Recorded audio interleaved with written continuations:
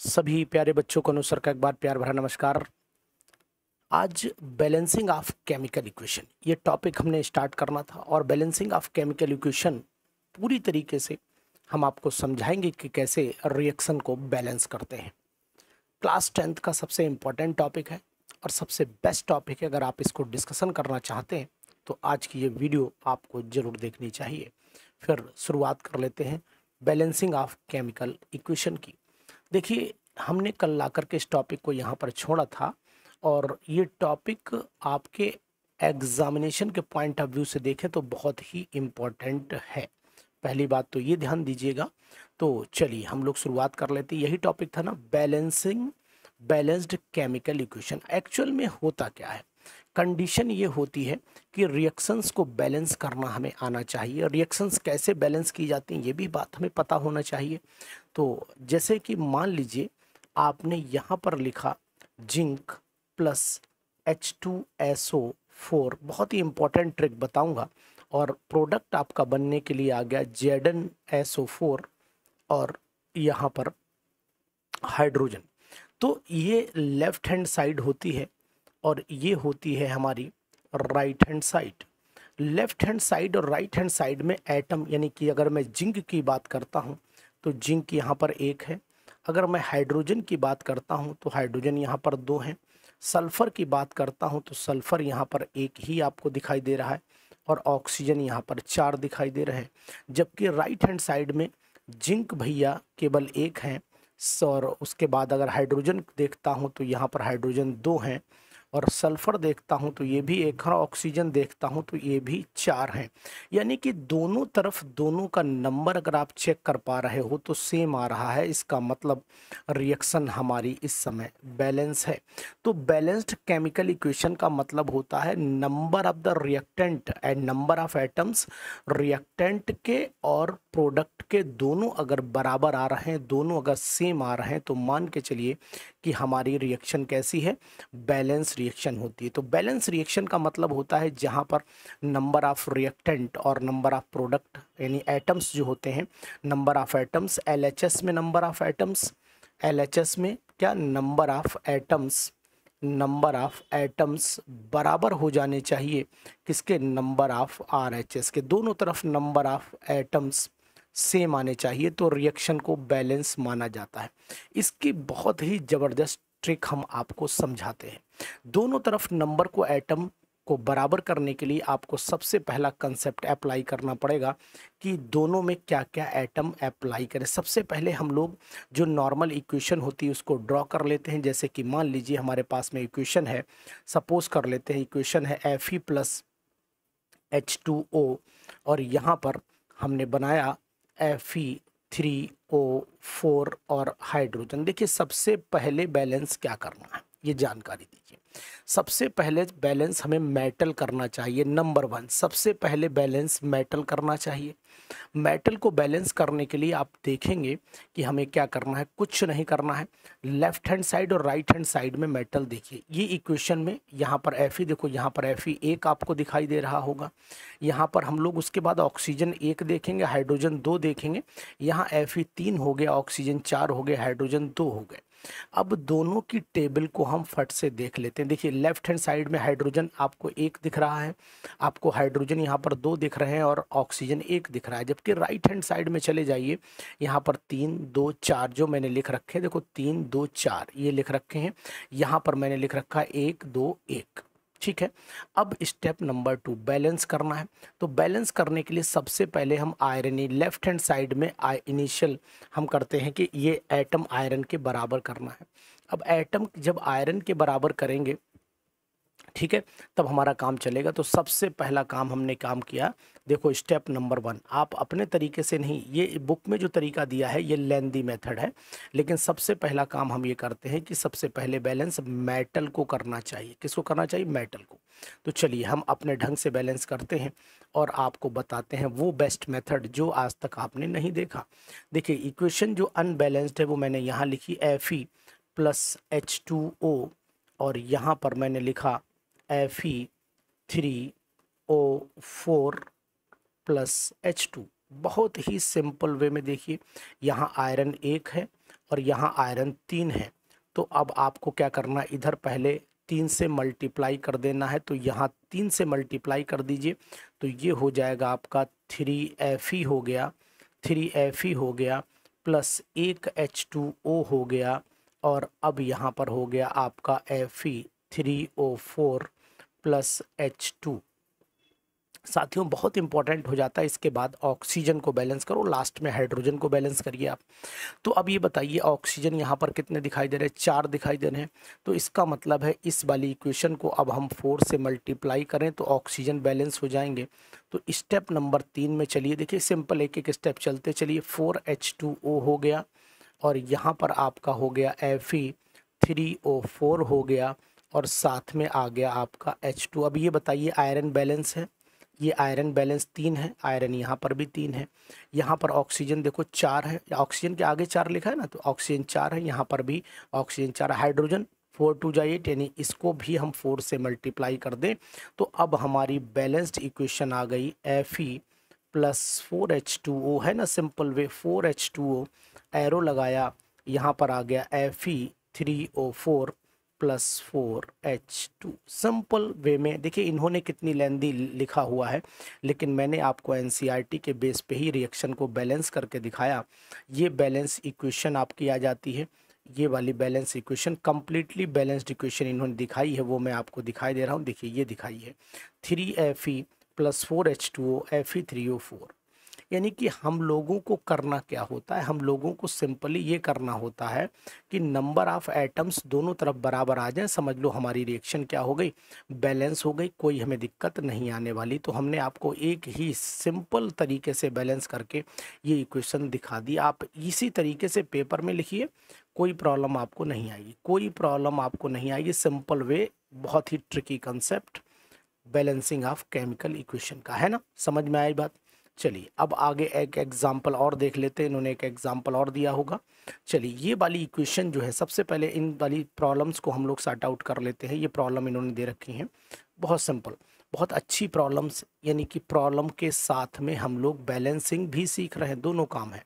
देखिए, why should a magnesium ribbon be cleaned before burning in air. अगर हम लोग मैग्नीशियम रिबन को साफ नहीं करेंगे तो उसके ऊपर एक ऑक्साइड की लेयर जमा हो जाती है, यानी कि वो फिर जो है वो जल्दी से रिएक्शन में पार्टिसिपेट नहीं करेगा, इसलिए हम मैग्नीशियम रिबन को उससे पहले जो है वो क्लियर कर लेते, साफ कर लेते। Right the balanced equation for the following reaction. Reaction की हाइड्रोजन और क्लोरीन की लिखना है ना, तो यहीं पर लिखे दे रहा हूँ। देखो, एक तो हाइड्रोजन H2 कर दो, क्लोरीन को Cl2 कर दो और एरो लगाओ, और यहाँ पर आप 2HCl लिख लीजिए। बेरियम क्लोराइड की रिएक्शन करानी तो यहाँ BaCl2 होता है ना, बेरियम क्लोराइड का फार्मूला पता है, और एल्यूमिनियम सल्फेट का होता है Al2SO4 का होल थराइस। ये 9th में आपको सिखाया गया होगा कि एल्यूमिनियम की जो बैलेंसी होती है वो 3 होती है, और सल्फेट की बैलेंसी जो होती है वो 2 होती है। क्रॉस मल्टीप्लाई जब आप करेंगे तो बन जाता है आपका Al2, और SO4 पूरे का होल थराइस बन जाता है। तो यहाँ पर प्रोडक्ट क्या बनेगा, बेरियम सल्फेट बनाना है और एल्यूमिनियम क्लोराइड। तो बेरियम सल्फेट का फार्मूला होता है BaSO4, और एल्यूमिनियम क्लोराइड का होता है AlCl3। अब Al 2 हैं तो 2 लगाने पड़ेंगे, तो यहाँ पर Al2 और यहाँ BaSO4 है, तो Ba के यहाँ पर कितने हो गए, BaSO4, और यहाँ पर SO4 है 3, तो यहाँ पर 3 लगाने पड़ेंगे हमें, तो 3BaSO4 करना पड़ेगा। तो यानी कि Ba कितने हो गए, 3 हो गया, तो 3 दूनी 6, इक्वेशन हमारी बैलेंस हो गई। सिंपल तरीका है। तो right the balance equation with state symbol of the following reaction. अब आपको बता रहा है कि barium chloride and sodium sulphate को वाटर में रिएक्शन कराया गया, तो बेरियम सल्फेट मिला और सॉल्यूशन ऑफ सोडियम क्लोराइड मिला, इसकी रिएक्शन लिखनी है। तो देखिए बैलेंस करके लिखनी, तो पहले मैं क्या करता हूँ, बेरियम क्लोराइड लिया मैंने BaCl2, इस रिएक्शन को प्रॉपर वे में आप समझ लीजिए। बेरियम क्लोराइड की रिएक्शन सोडियम सल्फेट से आपको करानी है। चलिए ऊपर से शुरुआत करेंगे, बिल्कुल आपको कायदे से यहाँ से लिख करके दिखाएंगे। देखिए मैं यहाँ पर ले लेता हूँ बेरियम क्लोराइड, ये वाला एग्जाम्पल है, solution of barium chloride and sodium sulphate. तो ये बेरियम क्लोराइड ले लिया आपने, और सोडियम सल्फेट को आपने Na2SO4 लिख लिया। तो क्या करना, इसका Na, इसका पॉजिटिव इसके नेगेटिव के साथ, और इसका पॉजिटिव इसके नेगेटिव के साथ सब आपस में कंबाइन करा दो, और जैसे ही रिएक्शन हो जाएगी आप अपने आप बताएंगे। आप आगे लिखिएगा, हमारे पास थोड़ी सी, चलिए खैर मैं आगे लिखे दे रहा हूँ। यहाँ पर एरो बनाइए और देखिए यहाँ पर Ba के साथ में SO4 मिला दो और Na के साथ में Cl मिला दो, तो 2NaCl मिल जा रहा है। इस तरीके से भी आप रिएक्शन को देख सकते हो। बहुत ही इंपॉर्टेंट रिएक्शन, बहुत ही इंपॉर्टेंट रिएक्शन। ठीक है, अब आ जाइए, इसके बाद है sodium hydroxide solution in water hydrochloric acid से। सोडियम हाइड्रोक्साइड NaOH होता है, और आपका हाइड्रोक्लोरिक सॉल्यूशन यानी HCl से जब करेगा तो बनाएगा आपका NaCl बना लेगा, और ये आपस में रिएक्शन कर जाएंगे तो साथ में ये H2O बना लेगा। तो सिंपल वे है, कोई बहुत बड़ी चीज़ नहीं है। तो आप इस तरीके से रिएक्शन को लिख सकते हैं। अब चलते हैं, हम लोग टाइप्स ऑफ रिएक्शन जानते हैं, यानी कि अब हमने बैलेंसिंग तो सीख ली। इसी बैलेंसिंग के एग्जाम्पल में बहुत सारे एग्जाम्पल आपके सामने आएंगे, प्रैक्टिस भी कराऊंगा क्वेश्चंस की, लेकिन पहले आप सीखिए। चैप्टर को कंटिन्यू कर लेते हैं कि आखिरकार टाइप्स ऑफ केमिकल रिएक्शन होती क्या है। नंबर 1, सबसे पहले हम ये बताएं कि रिएक्शन कितनी कैटेगरी के। तो आपने देखा कि रिएक्शन में पहली कैटेगरी आती है combination reaction. What is the meaning of combination reaction? Combination reaction का नाम ही बता रहे ना, कंबाइन कर दो, छोटे छोटे चीज़ों को मिला दीजिए आप, तो यहाँ पर कॉम्बिनेशन रिएक्शन बन जाती है। जैसे कि सब कुछ ऐड होना है, मान लीजिए ये हमने लिया C2H2 लिया, और इसमें हमने हाइड्रोजन जोड़ दिया।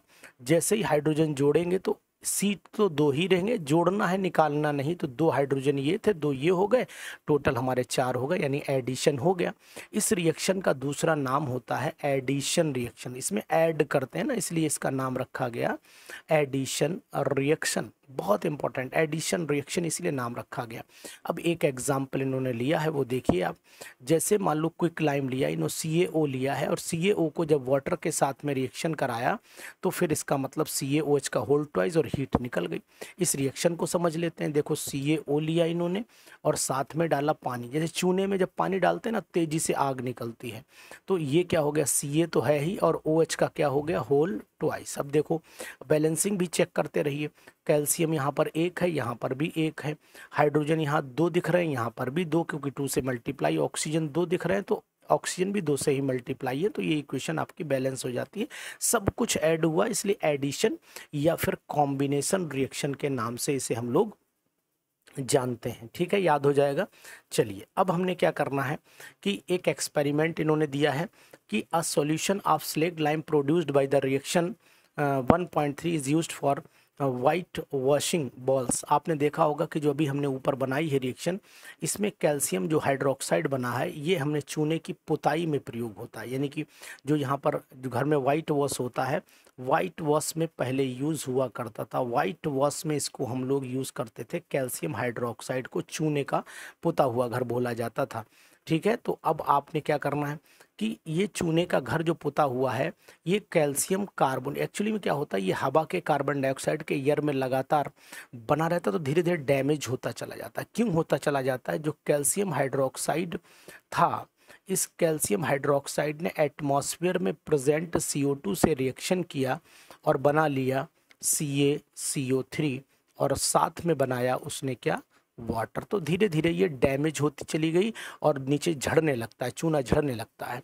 तो आपने देखा होगा कि मार्बल जो होता है केमिकल रिएक्शन के दौरान पे थोड़ा पाउडर जैसा मिलता है, लेकिन ये जो बना है calcium carbonate, this is marble.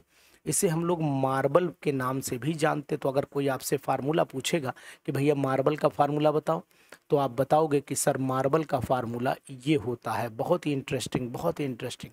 चलिए, अब हम लोग आगे चल लेते हैं, आगे बढ़ते हैं कि कदम कि बर्निंग ऑफ कोल। अब बर्निंग ऑफ कोल का मतलब कोयले को जलाना है, तो C+O2 जोड़ दीजिए आपस में, क्या बन गया, CO2 बन गया। ऐसे ही मान लो फॉर्मेशन ऑफ वाटर बनाना है, तो हमने 2 हाइड्रोजन लिए और साथ में हमने ऑक्सीजन को मिलाया, तो यहाँ पर 2H2O बन गया। तो ये सब एडिशन रिएक्शन के एग्जाम्पल हैं, जहाँ पर सब चीज़ें ऐड की जा रही हैं। अब एडिशन में एक चीज ध्यान देना पड़ेगा कि कुछ रिएक्शन जो होती है जिनमें हीट निकलती है, यहाँ पर मैं लिखे देता हूँ, जिनमें हीट निकलती है, जिनमें हीट निकलती है, जिनमें हीट निकलती है उन्हें बोलते हैं एक्सोथर्मिक रिएक्शन। क्या बोलते हैं? एक्सोथर्मिक रिएक्शन के नाम से जानी जाती हैं। और जिन जो हीट को एब्जॉर्ब करते हैं वो एंडोथर्मिक। तो जिनमें हीट एब्जॉर्ब एब्जॉर्ब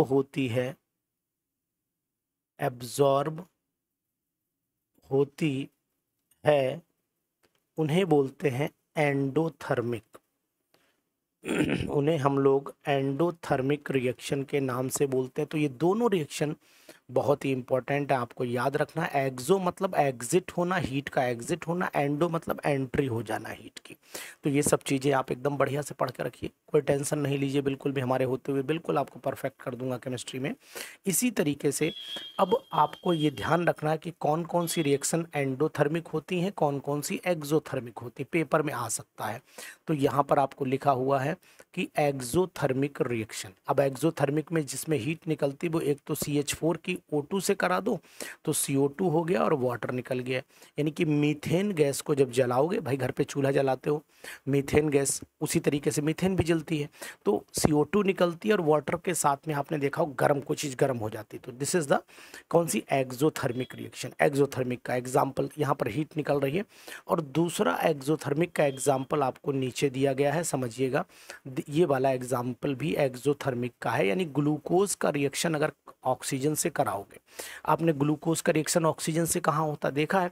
पेड़ों में। प्लांट जो अपना भोजन बनाते हैं, प्लांट्स अपना फूड जो बनाते हैं वो किससे बनाते हैं? वो आपका ग्लूकोज की ऑक्सीजन से रिएक्शन होकर ही बनती है, इस बात का ध्यान दीजिएगा। ठीक है। तो डिकम्पोजिशन, जो वेजिटेबल्स होती हैं मैटर डिकम्पोज हो जाता है तब भी हीट जनरेट होती है। आप सड़ी हुई सब्जियां कहीं एक डब्बे में बंद करके रख दीजिए, थोड़ी देर खोले, एकदम गर्मी जैसी महसूस होगी। तो ये भी एक्सोथर्मिक का ही एग्जाम्पल है। तो समझ गए होगे ना कि एंडोथर्मिक रिएक्शंस क्या होती हैं और एक्सोथर्मिक रिएक्शंस क्या होती हैं। एक्सो में हीट क्या हुई? एक्सो में हीट निकलती है, इस बात का ध्यान देना। और एंडो में क्या हो जाएगा? एंडो में हीट एब्जॉर्ब होती है। तो एंडो में हीट आप एब्जॉर्ब कर दीजिए और एक्सो में हीट जो है वो आप क्या कर दीजिए? इमिट कर दीजिए, एग्जिट कर दीजिए, इमिट कर दीजिए। बिल्कुल सिंपल वे में आप कह सकते हो।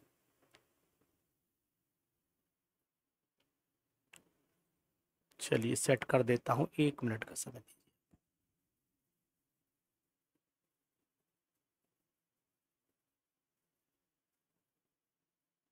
इस तरीके से आप ध्यान दीजिएगा, दोनों दोनों इंपॉर्टेंट है। याद हो गया ना? एग्जिट जिसमें हो एक्सो, एब्जॉर्ब हो एंडो। ठीक, चलिए आगे बढ़ लेते हैं इसी तरीके से। अब हमने एक एक्टिविटी देखनी है डिकम्पोजिशन रिएक्शन की।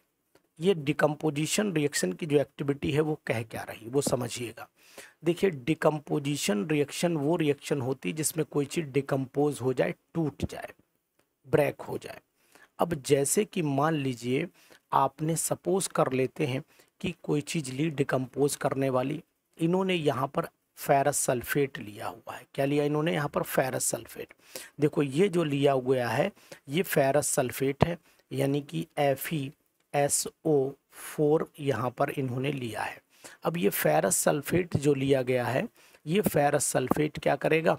ये गर्म करा जाएगा। जब गर्म करा जाएगा तो इसमें से एक बहुत ऐसी गैस निकलेगी, SO2 गैस, जो पंजेंट होगी। कैसी होगी? पंजेंट गैस होगी। इस बात का आपको ध्यान देना पड़ेगा। पंजेंट का मतलब होता है तीखी, नाक में लगे जाकर के, वो पंजेंट गैस कहलाती है। तो पंजेंट गैस तो समझते होंगे ना कि पंजेंट गैस वो गैस होती है जो हमारी तीखी नाकों में लगे, आंख में से आंसू निकलने लगे। तो पंजेंट, जैसे अगर अमोनियम क्लोराइड को आप ले लीजिए, तो अमोनियम क्लोराइड को जैसे ही आप गर्म करेंगे, जैसे ही गर्म करेंगे तो तुरंत क्या निकल के आएगा? यहाँ पर अमोनिया गैस निकलेगी और साथ में निकलेगा एक HCl का मॉलिक्यूल। तो जो ये गैस है ये तीखी होती, पंजेंट होती है, नाक में लगेगी जा करके गैस। तो आप ऐसे देख सकते हो। तो यहाँ सब कुछ टूट रहा है। जो एक, जैसे मान लो एक बड़ा सा लड्डू है, ये लड्डू आपने दीवार में मार दिया। अब ये लड्डू जो दीवार में मारा बेचारा छोटे छोटे लड्डुओं में टूट गया। This is decomposition. डिकम्पोज होना, टूटना किसी चीज़ का, वो डिकम्पोजिशन रिएक्शन का एग्जाम्पल हो जाता है। आपने मार्बल लिया, इस मार्बल को आपने गर्म कर दिया। जैसे ही मार्बल को गर्म किया, खट से मार्बल किस में? CaO में कन्वर्ट हुआ और साथ ही साथ कौन सी गैस निकल गई, यहाँ पर CO2 गैस निकल गई। तो ये मार्बल, ये इसका एग्जाम्पल हो गया। तो इस तरीके से आप देखिए, कैल्शियम कार्बोनेट को गर्म करिए, लाइमस्टोन बोलते हैं, तो यहाँ पर CaO निकला, CO2 निकला। तो इस तरीके से डिकम्पोजिशन रिएक्शन का मतलब आप समझ गए होंगे, डिकम्पोज हो जाना। तो यहाँ पर डिकम्पोजिशन रिएक्शन का, जब कंपाउंड छोटे छोटे पार्टिकल में डिकम्पोज हो जाए तो उसको हम लोग बोलते हैं डिकम्पोजिशन रिएक्शन। तो वो रिएक्शन जिसमें एक कंपाउंड छोटे छोटे कंपाउंड में डिकम्पोज हो जाए, है ना। एक बड़ा मैटर, बिग मैटर, यहाँ पर हमने लिखा बिग मैटर, लार्ज पार्टिकल छोटे छोटे पार्टिकल में टूट जाता है। तो यहाँ लिख देता हूँ लार्ज पार्टिकल। लार्ज पार्टिकल हमारे पास में एक बड़ा पार्टिकल है और वो हमने तोड़ दिया। जैसे डिकम्पोज पेज है, पेज को फाड़ देना, डिकम्पोजिशन हो गया। स्मॉल पार्टिकल हो गए, ये हो गए स्मॉल पार्टिकल में हमने तोड़ दिया। तो स्मॉल पार्टिकल में तोड़ने का मतलब, अब जैसे कि मान लीजिए मैं एक सिंपल सा एग्जांपल लेता हूँ। ये हमारे पास में सपोज कर लो भैया ये पेज है, ठीक है, ये हमारे पास में पेज है। अब हमने इस पेज का एक टुकड़ा आपको दिया कि भाई सर देखो ये हमारे पास में, आपने पेज देखा, ये पेज है हमारे पास में, दिख रहा है आपको, ये एक टुकड़ा है, ये एक टुकड़ा है। अब इसको मैं क्या करूँ, डिकम्पोज करना चाहूँ तो ये तोड़ दिया मैंने, ये तोड़ दिया मैंने, ये तोड़ दिया मैंने, ये छोटे छोटे टुकड़ों में ब्रेक कर दिया। तो ये दिस इज डिकम्पोजिशन, ये मैंने डिकम्पोज कर दिया पेपर। तो डिकम्पोज का मतलब होता है डिस्ट्रॉय कर देना, उसे तोड़ देना छोटे छोटे पार्टिकल्स में। ठीक है, समझ रहे हैं मेरी बात को। चलिए आगे आ जाइए। इसी तरीके से आपने देखा लेड नाइट्रेट की रिएक्शन, देखो ये भी डिकम्पोजिशन ही हो रहा है। लेड नाइट्रेट, ये PbNO3 को क्या बोलते हैं, लेड नाइट्रेट। तो यहाँ लिखा मैंने 2PbNO3 का होल ट्वाइस। अब आपको याद करना पड़ेगा कि भैया 2PbO बनेगा, साथ में NO2 बनेंगे, बैलेंसिंग तो आपको कर ही लेना है, और साथ में ऑक्सीजन निकलेगी। ये हो गई हमारी बैलेंस्ड इक्वेशन। अगर ये इक्वेशन बैलेंस ना भी दी हो तो आप बैलेंस कर ही लेंगे, अब कोई दिक्कत है ही नहीं आपको बैलेंस करने में। चलिए इसको आगे बढ़ लेते हैं। एक होता है प्रोसेस जिसका नाम है हाइड्रोलिसिस। अब देखो यहाँ पर पानी जो है, पानी को तोड़ा जा रहा है और बैटरी लगा करके, और इसमें एक में ऑक्सीजन को इकट्ठा किया जा रहा है और दूसरे में हम हाइड्रोजन को इकट्ठा कर रहे हैं। इस चीज़ का ध्यान दीजिए, एक में कौन क्या इकट्ठा हो रहा है, ऑक्सीजन, एक में क्या इकट्ठा हो रहा है, हाइड्रोजन। तो ये करते कैसे हैं, इसमें क्या करते हैं, मैं आपको अपने ढंग से डायग्रामेटिकली बताने की कोशिश करूंगा, आप समझ जाएंगे कि कैसे होगा ये डायग्राम। मान लीजिए थोड़ी देर के लिए मैंने यहाँ पर क्या काम किया, मैंने यहाँ पर एक बीकर ले लिया। ध्यान दी, इन्होंने कैसे लगाया, मैं कैसे लगाता हूँ। मैंने यहाँ पर एक बीकर ले लिया, ठीक है। ये बीकर मैंने इस तरीके से बनाया, ये देखिए ये मैंने बीकर बनाया। इस बीकर में, ये बीकर इस तरीके से मैंने बना दिया। चलिए इस तरीके से बीकर बनाया। इससे पहले मैं लिंक हटा देता हूँ, ठीक है। इस बीकर में अब हम क्या करते हैं, रॉड डाल देते हैं। ये रॉड नहीं, टेस्ट ट्यूब बनाता हूँ मैं। टेस्ट ट्यूब मैंने उल्टी डाल दी, ठीक है। एक टेस्ट ट्यूब मैंने ये डाली इस तरीके से, ये मैंने एक टेस्ट ट्यूब डाल दी, उल्टी टेस्ट ट्यूब डाल दी, ध्यान दीजिएगा। एक टेस्ट ट्यूब मैंने उल्टी यहाँ पर डाल दी, ये टेस्ट ट्यूब आपको उल्टी यहाँ पर डालते हुए मैंने दिखा दी। चलो ठीक है, ये टेस्ट ट्यूब एक पड़ गई, दोनों टेस्ट ट्यूब डाल दी। दोनों टेस्ट ट्यूब में क्या किया, यहाँ पर मैंने इन्हें टेस्ट ट्यूब में एक प्लेटिनम का वायर लगाया। इसको प्लेटिनम का वायर साइड से निकालते हुए और इसे बैटरी के पॉजिटिव टर्मिनल से कनेक्ट कर दिया। दूसरे में मैंने क्या किया, ये भी प्लेटिनम की ही रॉड है, कलर बदल दिया मैंने, और इसको बाहर निकाल के मैंने बैटरी के नेगेटिव टर्मिनल से कनेक्ट कर दिया। समझ रहे हैं बात को। इसमें मैंने जो है वो वाटर भर दिया, फिल कर दिया वाटर, और वाटर भरने के बाद इसमें जो है वो 2-3-4 बूंद हमने H2SO4 डाल दिया, जिससे पानी आसानी से टूट जाए। जब करंट पास किया गया इसके अंदर तो रिएक्शन क्या हुई होगी, देखो ये 2H2O था, ये 2H2O टूटा होगा किसमें, 2H पॉजिटिव में और साथ में 2OH नेगेटिव में। अब पॉजिटिव टर्मिनल की, यानी कि अब आप देख रहे हो पॉजिटिव है तो पॉजिटिव कहाँ भागेगा, नेगेटिव की तरफ जाएगा, और ये जो नेगेटिव बना है ये कहाँ जाएगा, ये आपका पॉजिटिव की तरफ जाएगा। तो रिएक्शन, इसको हम नेगेटिव वाले को बोलते हैं, नेगेटिव वाला जो टर्मिनल है आपने नोट किया होगा, यहाँ इलेक्ट्रिक करंट पास करेंगे, इस वाले को हम एनोड बोलते हैं, इस वाले को एनोड, और इस वाले को हमको क्या बोलते हैं, कैथोड बोलते हैं। तो रिएक्शन पहले हम कैथोड पे देख लेते हैं।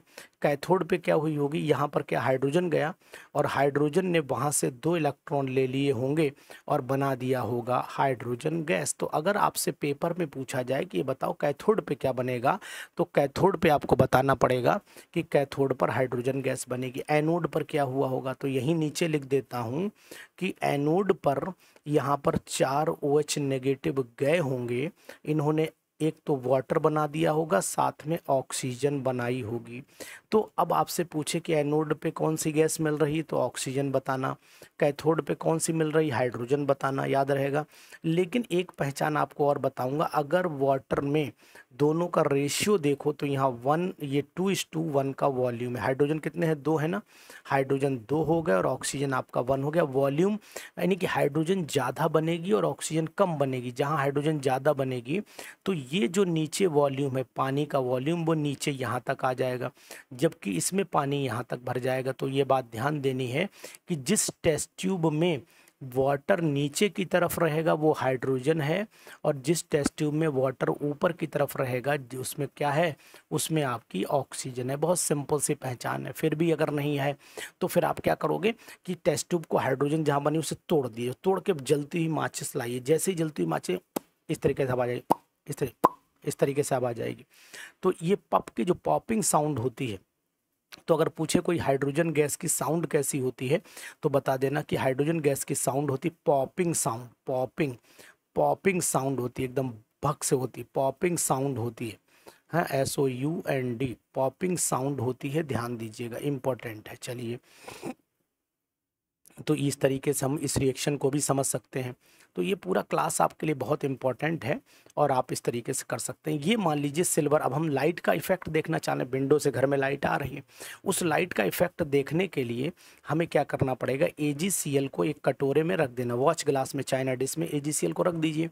जैसे ही सनलाइट पड़ेगी वो Ag बन जाएगा और क्लोरीन गैस वहाँ से निकल जाएगी। तो ये डिकम्पोज हो गया ना, ये भी एग्जाम्पल डिकम्पोजिशन का ही है। तो ये एग्जाम्पल डिकम्पोजिशन वाले जितने भी होते हैं वहाँ एक सिंपल चीज़ ब्रेक हो जाती है, टूट जाती है, उसको बोलते हैं डिकम्पोजिशन रिएक्शन। ठीक है, कर लेंगे इसे। अब आ जाइए, जैसे AgBr है, सिल्वर ब्रोमाइड, इसको भी तोड़ दीजिए। अब आपसे कोई कहे कि AgBr को तोड़ो तो बोले बिल्कुल तोड़ देंगे। 2AgBr, इसे तोड़ दो 2Ag में और साथ में Br2 यहाँ पर निकाल दो, तो ये हो गई आपका। सिंपल तरीके से इसे भी लिख सकते हो। तो ये बहुत ही अच्छी रिएक्शंस है। अब यहाँ पर दिया है, देखो कितना अच्छा क्वेश्चन दिया है कि कैरी आउट द फॉलोइंग, ये एक्टिविटी आपको करनी है, लैब में कर सकते हो आप। क्वेश्चन क्या, a solution of the substance X is used for white washing. अब ही मैंने आपको बताया कि X क्या हो सकता है, इस वाले का आंसर आप देखो, X वाइट वॉशिंग के लिए यूज़ हो रहा है, तो X का मतलब हुआ कि ये CaOH का होल ट्वाइस रहा होगा। मैंने बताया वाइट वॉश के लिए यूज़ होता है।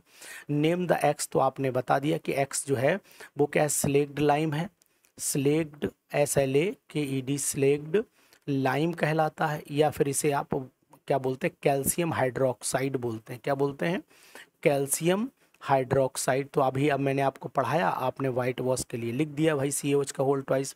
Right the reaction of substance X named in above in water, यानी कि कह रहा है कि write the reaction of substance, ठीक, X जो आपने भी नाम बताया, विद वाटर, इसकी वाटर से रिएक्शन।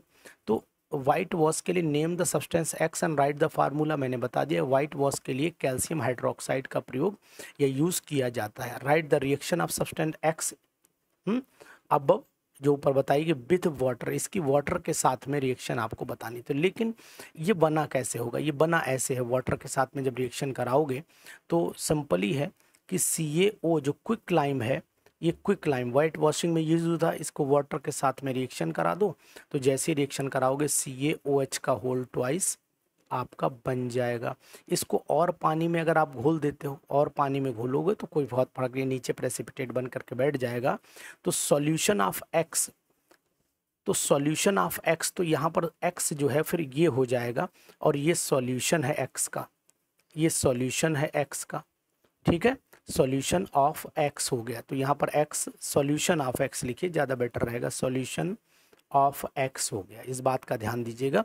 तो X क्या लिखा जाएगा आंसर में, X हमारा CaO है और उसका वाटर में सॉल्यूशन CaOH का होल ट्वाइस जो वाइट वॉशिंग में यूज़ होता है, कर सकते हो। तो अब आप आंसर समझ गए कि x यहाँ पर क्या हो गया, CaO हो गया, और इसका सॉल्यूशन इन वाटर क्या हो गया, सॉल्यूशन इन वाटर हो गया आपका CaOH का होल ट्वाइस, याद रहेगा। चलिए ठीक है, अब आ जाते हैं डिस्प्लेसमेंट रिएक्शन पर। डिस्प्लेसमेंट आपने देखा होगा, सब्स्टिट्यूशन या डिस्प्लेसमेंट एक ऐसा एग्जाम्पल है, सब्स्टिट्यूशन या डिस्प्लेसमेंट एक ऐसा एग्जाम्पल है जहाँ पर आपने नोट किया होगा कि हम एक चीज़ को दूसरी चीज़ से डिस्प्लेस कर देते हैं। जैसे आपने देखा कि आप कोई पुराने टीचर गया, नए टीचर आ गया, डिस्प्लेसमेंट हो गया, सब्स्टिट्यूशन लग गया। आज छुट्टी पे थे सर, उनकी जगह दूसरे आए। ये मान लो जिंक भैया हैं, ये जिंक भाई साहब हैं, ये थोड़े ज़्यादा रिएक्टिव होते हैं, और ये कॉपर बहन जी हैं। तो जिंक ने कॉपर से कहा तो हमारे साथ बहुत दिन रह लिए, निकल लो यहाँ से। इन्होंने लात मारी, बेचारे कॉपर जो थे बाहर गिरे आके, और जिंक सल्फेट बन गए। यानी कि जिंक ने सल्फेट के साथ में इसके साथ कंबाइन कर लिया, और ये हमारा जिंक सल्फेट और कॉपर को अलग डिस्प्लेस कर दिया इसने।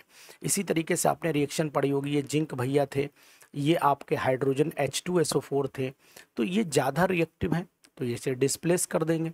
जैसे डिस्प्लेस करेंगे ZnSO4 बन जाएगा, और साथ में बनेगी हाइड्रोजन गैस। तो डिस्प्लेसमेंट रिएक्शन वो रिएक्शन होती हैं जिसमें एक एटम, एक मेटल कोई दूसरे मेटल को क्या कर देता है, डिस्प्लेस कर देता है। जैसे Fe का CuSO4 का भी मैंने एग्जाम्पल आपको बताया कि Fe यहाँ आएगा, इसको डिस्प्लेस करेगा, ये बेचारे यहाँ आ गए और ये FeSO4 बना करके बैठ गए।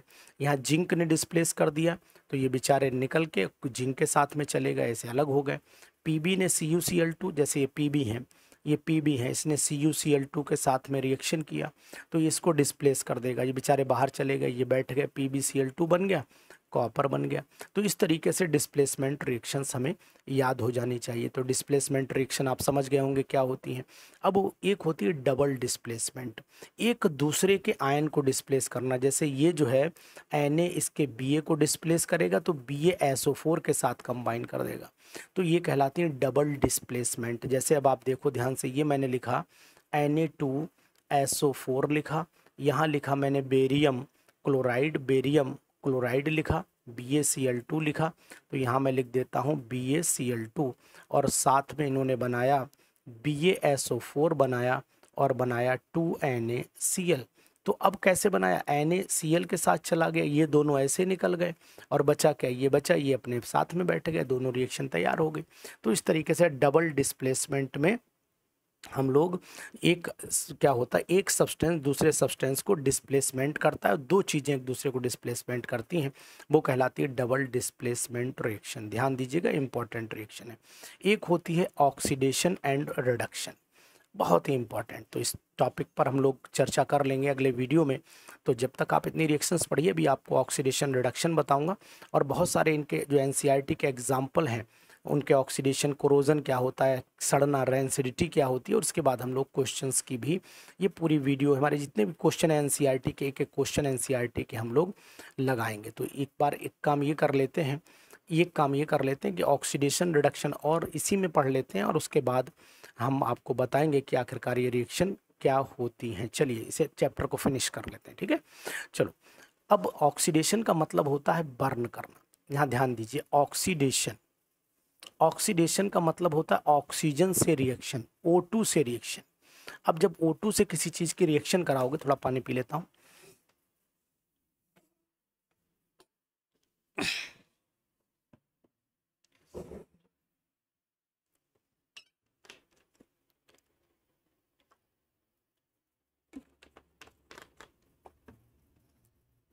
जब O2 से रिएक्शन आप कराओगे तो आपको ये चीज़ ध्यान देनी पड़ेगी कि O2 से रिएक्शन में हम लोग ऑक्साइड बनाते हैं। जैसे Cu की रिएक्शन अगर O2 से होगी तो CuO बनेगा। अब बैलेंस करने के लिए 2 यहाँ लगा दो तो यहाँ 2CuO बन जाएगा। तो इस तरीके से देखो, Cu ने ऑक्सीजन के साथ रिएक्शन किया, CuO बना लिया। तो ऑक्सीडेशन का मतलब है ऑक्सीजन से कंबाइन होना, या फिर हाइड्रोजन का मतलब ऑक्सीडेशन जिसका हुआ है वो हमेशा रिड्यूसिंग एजेंट, जिसका ऑक्सीडेशन होता है ना, जिसका ऑक्सीडेशन होता है वो रिड्यूसिंग एजेंट कहलाता है। देखो, in hydrogen gas if hydrogen gas is passed over the heated material calcium oxide the black coating on the surface turns brown. इसके ऊपर इसे क्या बन जाएगी, अगर CuO है, CuO का ऑक्सीजन निकल गया तो ये जो ब्लैक कोटिंग थी वो निकल गई और ये ब्राउन कलर का हमें दिखाई देने लगेगा। तो इसलिए कॉपर ऑक्साइड को हाइड्रोजन के साथ ट्रीट कर दो, उसका कलर बदल जाता है क्योंकि उसकी ब्राउन कलर की हमें कोटिंग जो है वो दिखाई देने लगती है। तो जिस एक का ऑक्सीडेशन, ये क्या हुआ CuO, अब आप नोट करो इसके पास ऑक्सीजन थी चली गई तो इसका ऑक्सीडेशन थोड़ा हुआ, इसका रिडक्शन हो गया, और जिसके पास ऑक्सीजन आ गई उसका ऑक्सीडेशन। तो यानी कि जिसके पास ऑक्सीडेशन, जिसके पास ऑक्सीजन आ गई, यानी जिसमें ऑक्सीजन ऐड हो गई, यानी ऐसे देखें जिसमें ऑक्सीजन ऐड हो गई, जिसमें ऑक्सीजन ऐड हुई तो उसका क्या हुआ, ऑक्सीडेशन हुआ। क्या हुआ, ऑक्सीडेशन। और जहां से ऑक्सीजन रिमूव हो गई रिडक्शन हो गया। जिसमें से ऑक्सीजन रिमूव हो गई तो यहां लिख देता हूं, जिसमें से ऑक्सीजन रिमूव हुई उसे क्या बोला हमने, रिडक्शन बोला। तो ध्यान दीजिए इसे रिडक्शन। अब एक एग्जाम्पल हम लोग डिस्कशन कर लेते हैं। चलिए एक एक करके एग्जाम्पल डिस्कशन कर। ये जिंक ऑक्साइड है, ये जिंक ऑक्साइड में कार्बन जुड़ा तो इसका मतलब इसका रिडक्शन हुआ और इसका ऑक्सीडेशन हुआ। तो इसका इसमें जब आया रिडक्शन और इसका इसमें आया ऑक्सीडेशन, याद रहेगा। MnO2 है, MnCl2 में कन्वर्ट हो गया। तो MnO2 का क्या हुआ, MnO2 का रिडक्शन हो गया, ये रिडक्शन हो गया। और इसका क्या हुआ, इसका क्लोरीन में क्या हो गया, ऑक्सीडेशन हो गया। तो ये चीज़ आपको ध्यान रखनी चाहिए, इक्वेशंस आपको बताती हैं, ठीक है। ऐसे और एग्जाम्पल है। अब आपका एक होता है कोरोजन। कोरोजन क्या होता है, कोरोजन का मतलब होता है कि जंक का लगना। जैसे आपने देखा होगा लोहे की रॉड अगर पड़ी रह गई बाहर, कॉपर पड़ा रह गया तो उसके ऊपर एक लेयर ब्राउन सी इकट्ठी हो जाती है, वो कोरोजन कहलाती है। अगर ये काम रस्ट लोहे पे होता है तो रस्टिंग कहलाती है। क्या कहलाती है, रस्टिंग। अब रस्ट का अगर कोई फार्मूला पूछे, मैं अब जंक लग जाना बोलते नहीं, ब्राउन ब्राउन हो गया, बेकार हो जाता है लोहा, रस्ट लग जाता है। फार्मूला होता है Fe2O3.XH2O। तो अगर अब कोई आपसे रस्ट का फार्मूला पूछेगा तो बता दोगे ना, रस्ट का फार्मूला क्या होता है, Fe2O3.XH2O। तो आयरन में भी रस्टिंग हो जाती है, सिल्वर में भी रस्टिंग हो जाती है, कॉपर में भी रस्टिंग हो जाती है। तो जो एक मेटल के ऊपर अनडिजायर्ड लेयर का फॉर्मेशन होता है उसे कोरोजन बोलते हैं। तो corrosion is the process of formation of undesired layer on the surface of metal. तो यहाँ लिख देता हूँ, आप लिख लीजिएगा, corrosion is the process of corrosion is the process of formation of undesired layer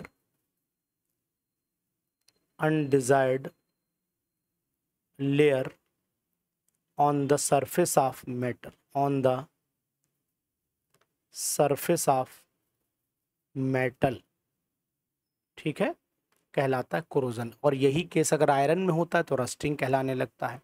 तो सब कुछ डेफिनेशन सेम रहेगी, लेकिन अगर आयरन पर कोरोजन हुआ तो वो रस्टिंग बोली जाती है। और रस्ट का फार्मूला मैंने आपको बता दिया, Fe2O3.XH2O होता है, ध्यान दीजिएगा। अब आ जाती है बात रेंसिडिटी की। अब रेंसिडिटी क्या होता है, रेंसिडिटी का मतलब हुआ सड़ना, ठीक है। आपने देखा बहुत सारी चीज़ें रखी रहती हैं, डिकम्पोज हो जाता है फैट, तो वो कहलाता है रेंसिडिटी, यानी कि फैट ऑयल हो गया, रेंसिड हो गया, खराब हो गया। तो एक चीज़ यहाँ पर ये भी ध्यान देने वाली है, रेंसिड जब होता है तो वो किसकी वजह से होता है, ऑक्सीडाइज हो जा रहा है, वो ऑक्सीजन से रिएक्शन कर जा रहा है, इसलिए वो ख़राब हो गया। तो उसको रोकने के लिए हम एक ऐसे सब्सटेंस का, यानी उसकी ऑक्सीजन से कट ऑफ कर दे सप्लाई, यानी कि अगर आपने टाइट कंटेनर में बंद कर दीजिए, ऑक्सीजन की सप्लाई कट ऑफ हो जाएगी। आप इसलिए टाइट सील्ड कंटेनर में रखते हैं जिससे कि वो चीज़ ख़राब ना हो। चिप्स है ना, इसमें नाइट्रोजन गैस का यूज़ किया जाता है ना। जैसे आपने चिप्स का जो पैकेट होता है इसमें नाइट्रोजन गैस भर देते हैं जिससे कि एयर का कनेक्शन इसमें नहीं रह जाता, लंबे समय तक ये मेंटेन रहता है। तो इसमें एंटीऑक्सीडेंट मिलाए जाते हैं जो ऑक्सीडेशन को प्रिवेंट करते हैं। तो यहाँ पर अगर कहीं पर शब्द आता है, वर्ड आता है एंटीऑक्सीडेशन, तो what is the meaning of antioxidation या एंटीऑक्सीडेंट। तो एंटीऑक्सीडेंट वो सब्सटेंस होते हैं जो ऑक्सीडेशन को प्रिवेंट करते हैं। प्रिवेंशन ऑफ ऑक्सीडेशन करने वाले जितने भी सब्सटेंस होते हैं वो क्या कहलाते हैं, वो एंटीऑक्सीडेंट कहलाते हैं। तो ये है, बाकी हम लोग अगले वीडियो में इसके क्वेश्चन भी डिस्कशन करके आपको भेजेंगे। वीडियो कैसी लगी ज़रूर बताना, और साथ ही साथ अपने दोस्तों को इसको शेयर ज़रूर करिएगा, क्योंकि हम आपके परफेक्ट प्रिपरेशन के लिए रेडी हैं।